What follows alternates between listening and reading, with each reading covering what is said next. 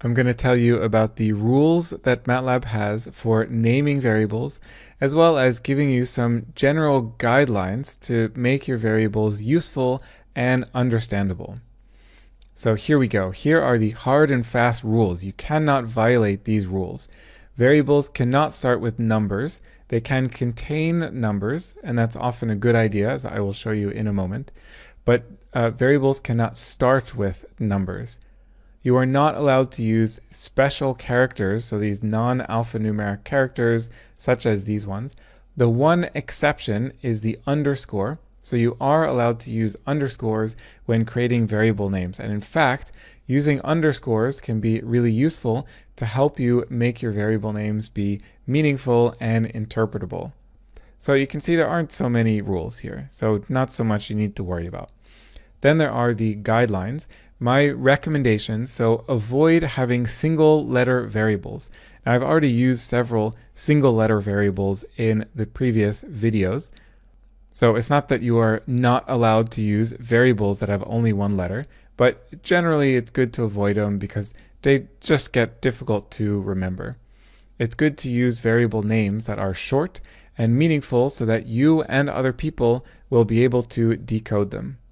And it is technically legal to override a function name and set a function name to be equal to a variable. I will show you an example of that in a moment in Matlab. But this is really bad programming behavior, so you should definitely avoid using variable names that are also function names. Okay, so now I'm going to switch to Matlab and illustrate some of these guidelines and rules to you. Okay, so here we have some options for naming variables. These are all allowed. And the main point here for these first three is to illustrate the idea that MATLAB variable names are case specific. So this is all varb. I don't know what varb, oh, variable maybe? Well, anyway, it's all the same letters, but they have different capitalizations. So MATLAB sees these as totally distinct variables. So that is fine, but it's something that you have to be mindful of, because if you have two different variables with, that are both, this one and this one, then that can be really confusing. So try to avoid that. And you should also be mindful that this is a really common coding mistake.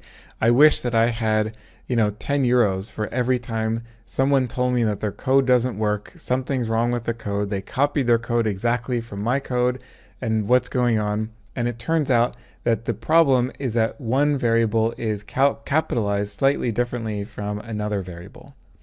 Okay, here you see an example of using an underscore in a variable name. So this is totally legal variable naming convention here, to use the underscore. So underscores are really useful. They can be used instead of spaces. Okay, so here's some examples that is not allowed.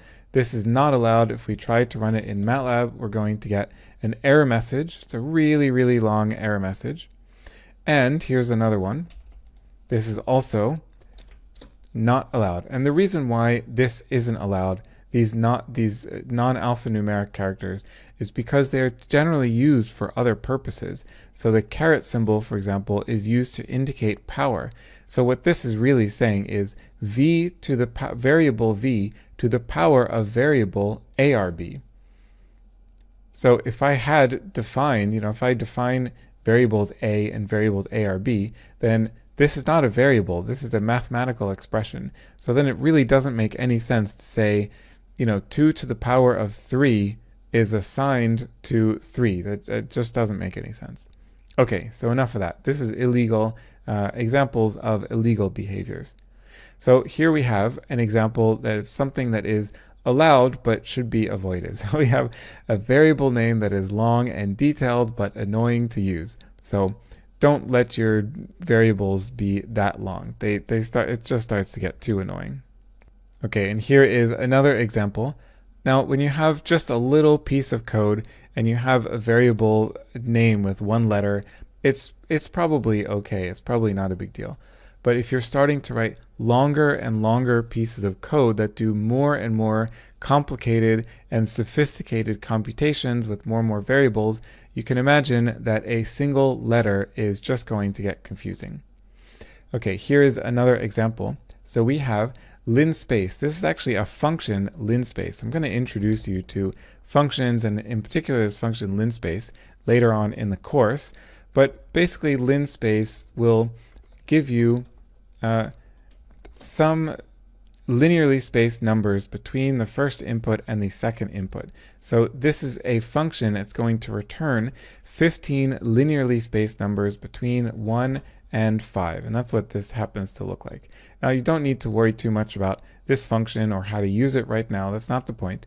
The point is to illustrate to you that we can have a function and then assign that same function to this variable. So now I'm saying linspace equals 4. So now I type linspace, and then it tells me that it's 4. And then if I try to run this line of code again, now I'm going to get an error message. And this is actually a pretty helpful error message. Matlab is saying linspace appears to be both a function and a variable.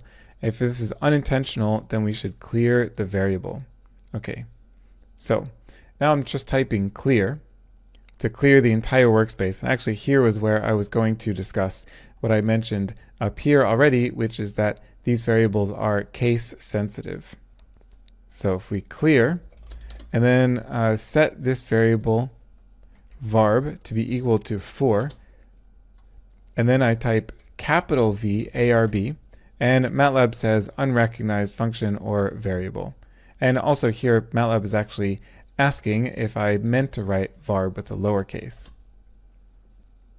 So there you go, the rules and the guidelines for naming variables in Matlab. Just as a quick reminder, variables cannot start with a number, but they can contain numbers. They cannot contain any of these special characters except for the underscore. In general, you should try to make your variable names be more than one letter, but not too long, and try to avoid using function names.